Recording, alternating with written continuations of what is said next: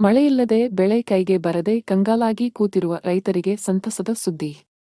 ಮುಂದಿನ 3 ದಿನ ಕರ್ನಾಟಕದ ಹಲವಾರು ಜಿಲ್ಲೆಗಳಲ್ಲಿ ಭಾರೀ ಮಳೆ ಸುರಿಯುವ ಸಾಧ್ಯತೆ ಇದೆ ಎಂದು ಹವಾಮಾನ ಇಲಾಖೆ ಮುನ್ಸೂಚನೆ ನೀಡಿದೆ. ಹವಾಮಾನ ಇಲಾಖೆಯ ಪ್ರಕಾರ ರಾಜ್ಯಕ್ಕೆ ಮುಂಗಾರು ಪ್ರವೇಶಿಸುವ ಮುನ್ಸೂಚನೆ ಸಿಕ್ಕಿದ್ದು, ಭಾನುವಾರದಿಂದಲೇ ಮಳೆ ಚುರುಕುಗೊಳ್ಳುವ ಸಾಧ್ಯತೆ ಇದೆ.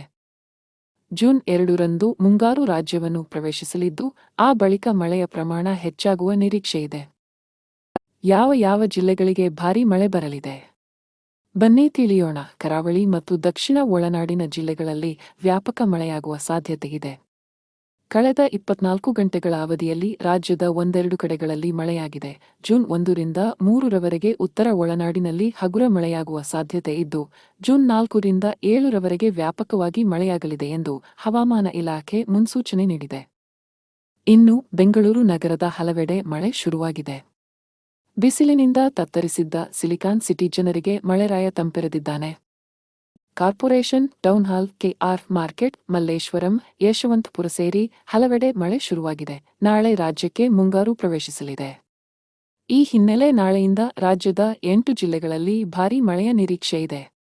ಬೆಂಗಳೂರು ಗ್ರಾಮಾಂತರ, ರಾಮನಗರ, ಶಿವಮೊಗ್ಗ, ತುಮಕೂರು, ಉಡುಪಿ, ದಕ್ಷಿಣ ಕನ್ನಡ ಹಾಗೂ ಉತ್ತರ ಕನ್ನಡದಲ್ಲಿ ಭಾರೀ ಮಳೆಯಾಗುವ ಸಾಧ್ಯತೆಯಿದೆ. ನಾಳೆಯಿಂದ 5 ದಿನಗಳ ಕಾಲ ಭಾರೀ ಪ್ರಮಾಣದಲ್ಲಿ ಬಿರುಗಾಳಿ ಸಹಿತ ಮಳೆಯ ಎಚ್ಚರಿಕೆಯನ್ನು ಹವಾಮಾನ ಇಲಾಖೆ ನೀಡಿದ್ದು, ಜೂನ್ 3ರ ಹೊತ್ತಿಗೆ ಮುಂಗಾರು ಉತ್ತರ ಒಳನಾಡು ಪ್ರವೇಶಿಸುವ ಸಾಧ್ಯತೆಯಿದೆ.